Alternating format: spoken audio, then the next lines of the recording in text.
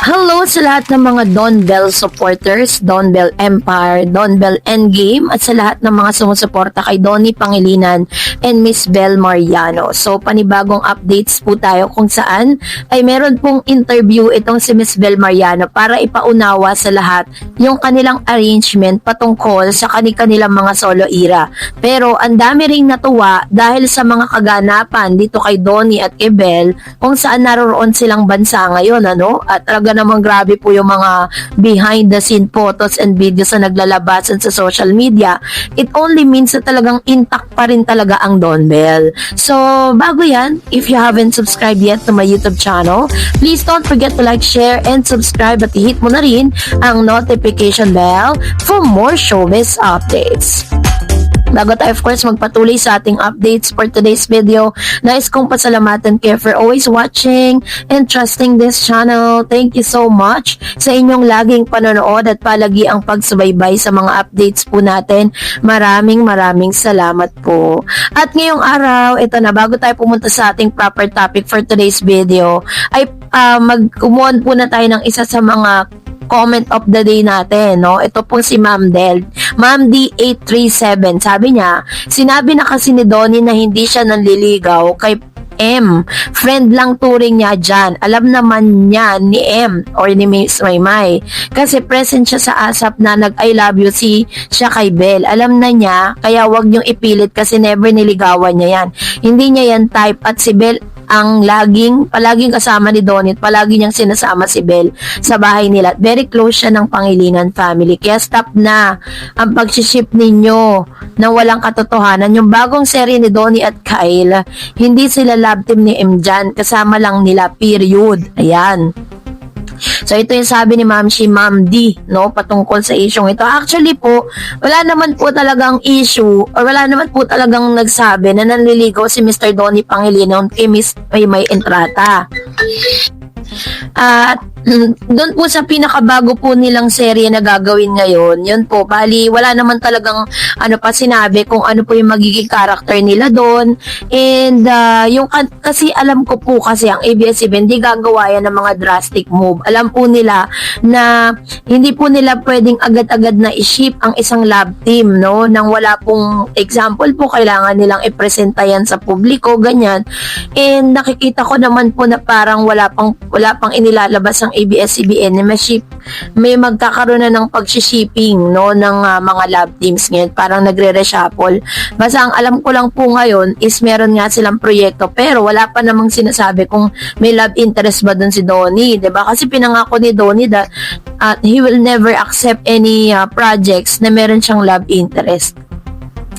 So, kaya naman kumalma kayo mga Don Bell kasi ang still Don Bell is po yan, intact pa rin po ang kanila pong relationship bilang magkaibigan. So, nakikita po ninyo yung mga photos na nakikita nyo on screen, yan po ay isa sa mga manifestasyon na talagang still is ang dami pa rin talagang, or ganun pa rin po yung relationship nila kahit nasabihin na natin na nadeklara na po sila ng solo era nila, diba?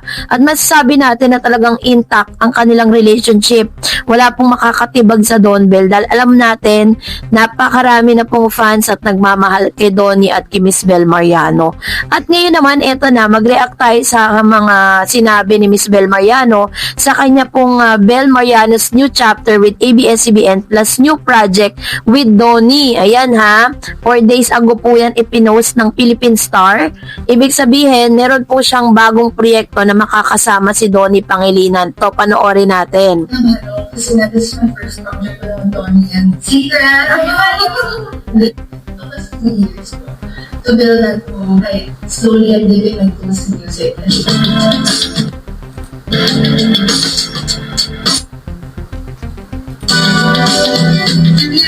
So, ito yung mga chance na parang pumipirma siya ng kanya pong contract with ABS-CBN at nakita po natin talagang sobrang ganda ni Miss Bel dyan. At the same time, yung kanyang yung kanyang pananalita, talaga masasabi mo well-educated ang isang Miss Bel Mariano, at masasabi mo talaga na itong si Miss Bel is talagang nobody can compare to her. Let's watch this pa. Said na con, I want you ABS-CBN, and I think it's just solidifies that I'm perfect. So I'm working out. Okay.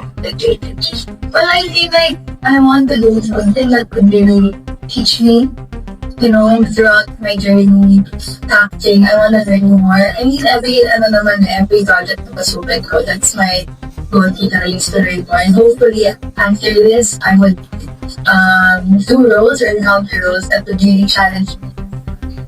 You know, really just want to explore. O, diba? Sabi po ni Miss Bel Mariano that she's doing a project na meron po siyang bagong 2 role na gagampanan, which means sa upcoming mga projects niya is talagang yung sa pinirmahan niyang contract, meron siyang mga bagong character na ilalabas na makikita natin na isang kakaibang Miss Bel Mariano. No? Talagang dito kasi natin makikita yung pag-grow ng isang actress kapag po talagang hindi niya nakasama yung kanyang love team, kasi ano bang ibubugay niya. At nakita natin na bigyan na tayo ng sample ni Miss Bel nung gumanap siya sa Incognito. Sayang nga lang, napaka-konti lang ng kanyang character doon at talagang nawala siya agad. Pero kung mas pinahaba pa sana yung character niya, ang dami niya pang ilalabas, ano? So, panoorin pa natin. Clear ako ABS-CBN. So, I really have been with ABS-CBN ever since I was 9. Ewan ko ba man Well, speaking of your project, can you share lang how was the experience working with Papa P, the Diamond Star, and the Kati? Grabe no nag-kitchen team. Hindi ko ba kasi Diamond Star. Of course, kahit sino naman, di ba, makasama mo, big star, talagang kakabahan ka dyan. Di ba? And to the Kati. Pero, when it's at the place kami dito, parang talagang naging pamilya ko sa concept na masasabi kong on and off set, hindi ko may makapag-iwalay. At nakakatuwa kasi parang akong nagkaroon ng mga mentors. So, also very, sobrang, Ang ganda ni Bel, no? Tsaka pag nagsasalita siya, ang ano niya, parang papakinggan mo siya kasi ang ganda ng mga nuances niya, kung paano siya magsalita, at kung paano siya mag-speak ng English. Masasabi mo talagang, well-educated. this hindi na ginagawa.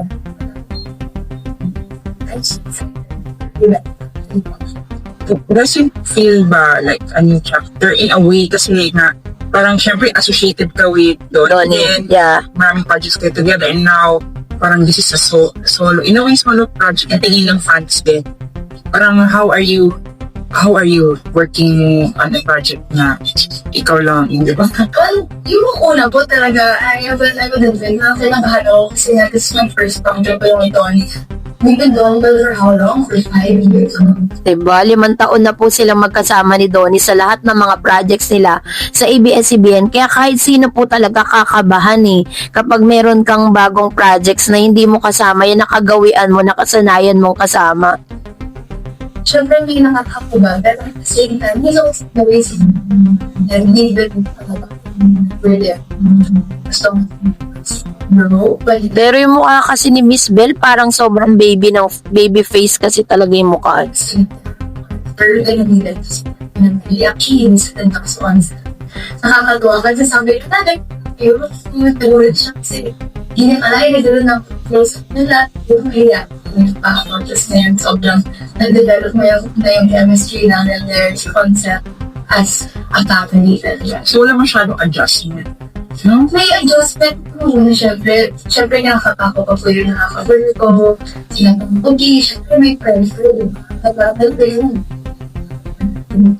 pero sobrang Yun. So, mas kaabang-abang talaga tong magiging bagong project ni Miss Bel Mariano. At the same time, is pinangako niya, according po dun sa kanya pong contract, mahaba kasi yung interview, sinabi niya dito that meron siyang bagong proyekto na gagawin. Aside from those sa solo era, meron siyang proyektong gagawin with Donnie.